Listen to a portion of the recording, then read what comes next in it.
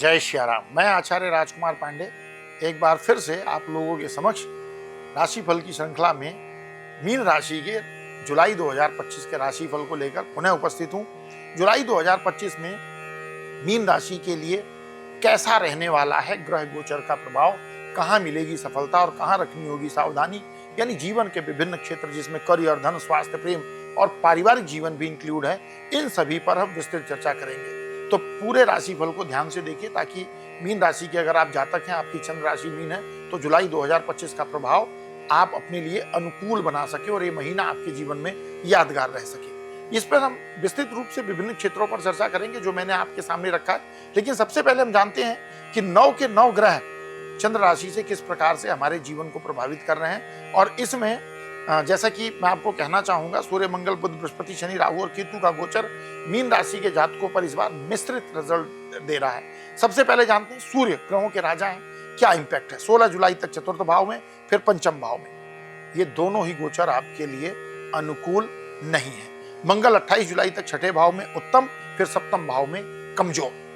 बृहस्पति राहु के नक्षत्र में चतुर्थ भाव में औसत परिणाम की उम्मीद कर सकते हैं। शुक्र तीसरे और फिर चतुर्थ भाव में पॉजिटिव रिजल्ट डिलीवर करेंगे। शनि पहले भाव में 13 जुलाई से वक्री भी थोड़ा सा कठिन समय हम आपके लिए बोल सकते हैं, क्योंकि आपकी जन्म राशि पर शनि की 7.5 भी चल रही है। राहु द्वादश भाव में और केतु छठे भाव में।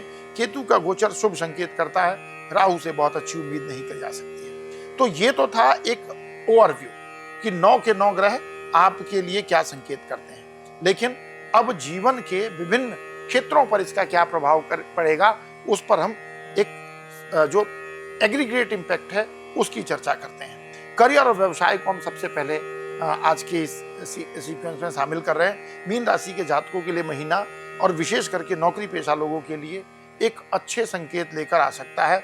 मंगल का प्लेसमेंट छठे भाव में रहना आपकी कॉम्पिटिटिव स्किल को जगा सकता है।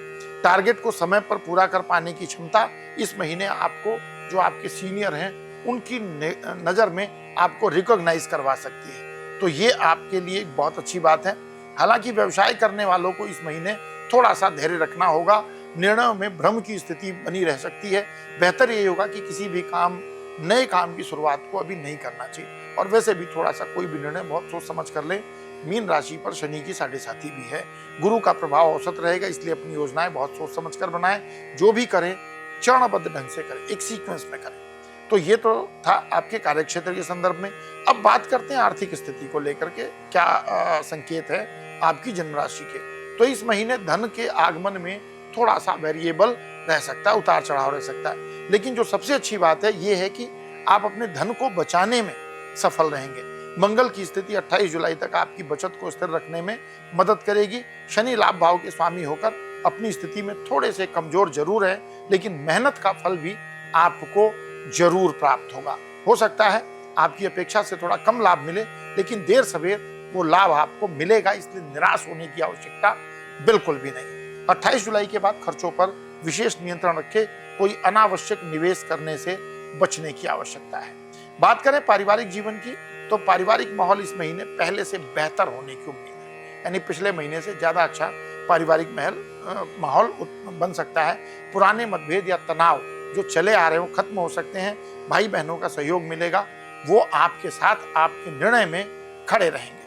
हालांकि महीने के पहले हिस्से में सूर्य की स्थिति घर परिवार के लिए थोड़ी सी अशांति दे सकती है, क्योंकि चतुर्थ भाव में। लेकिन जैसे ही सूर्य पंचम भाव में प्रवेश करेंगे, आप पारिवारिक जीवन की परिस्थितियों पर नियंत्रण पा लेंगे। घर के वरिष्ठ सदस्यों के साथ तालमेल बनाकर चलें। 28 जुलाई के बाद घर के माहौल में हल्की खटपट रहने की स्थिति बनती है। बात करें प्रेम और वैवाहिक जीवन की, तो इस क्षेत्र में सतर्क रहने की आवश्यकता है। पंचम भाव में वक्री बुध प्रेम संबंधों में कहा सुनी के योग बना रहे हैं। वाणी में मिठास रखनी होगी, वरना रिश्तों में तनाव उत्पन्न हो सकता है, डिस्प्यूट क्रिएट हो सकता है। हालांकि शुक्र की मजबूत स्थिति सुनिश्चित करेगी कि ये विवाद कोई बड़ा ना हो। प्रेम विवाह के इच्छुक जातकों को अच्छे अवसर प्राप्त हो सकते हैं। दाम्पत्य जीवन में भी आपको थोड़ी सी सावधानी रखनी होगी। बुध के वक्री होने और मंगल के सप्तम भाव में आने के कारण, क्योंकि मंगल जब राशि परिवर्तन करेंगे तो सप्तम भाव में आ जाएंगे, तो इससे छोटी छोटी बातों पर तकरार संभव है। इसलिए पूरे महीने प्रेम और संयम दोनों का आपको संतुलन बनाकर रखने की आवश्यकता है। अब बात करते हैं हेल्थ के लिए कि हेल्थ कैसी रहेगी। स्वास्थ्य के लिहाज से जुलाई मीन राशि के जातकों के लिए मिक्सड रिजल्ट इंडिकेट कर रहा है। शनि का पहले भाव में यानी प्रथम भाव में वक्री होना मानसिक थकावट और पुराने रोगों को एक्टिव कर सकता है, लेकिन छठे भाव में मंगल और केतु का गोचर आपको एनर्जी और रोग प्रतिरोधक क्षमता दोनों देगा। ध्यान और योग इस महीने आपके लिए बहुत ही लाभकारी रहने वाले हैं, इसलिए अपनी दिनचर्या में इसको जरूर शामिल करें। यदि आप अपने आहार विहार, दिनचर्या और नींद को ठीक ढंग से अपनी लाइफ में अप्लाई करते हैं तो ये बहुत बड़ी समस्याएं नहीं आने वाली है। सूर्य की स्थिति थोड़ी चुनौतीपूर्ण है, इसलिए त्वचा या आंखों से संबंधित थोड़ी तकलीफ हो सकती है, वहां पर आपको ध्यान रखना चाहिए। अब इसमें कुछ विशेष उपाय हैं जो मैं आपको सजेस्ट करता हूं, उसको अगर आप अप्लाई करेंगे तो डेफिनेटली आपके लिए और अच्छे रिजल्ट मिलेंगे। संभव हो सके तो बुधवार को गाय को हरा चारा खिलाएं, संभव हो तो उसको रोजाना कर सकें तो कम से कम बुधवार को तो जरूर कीजिए। बरगद के पेड़ की जड़ में मीठा दूध अगर बरगद मिल जाए तो कर सकते हैं, नहीं मिले अगर मेट्रोपॉलिटन सिटी में तो अवॉइड कीजिएगा।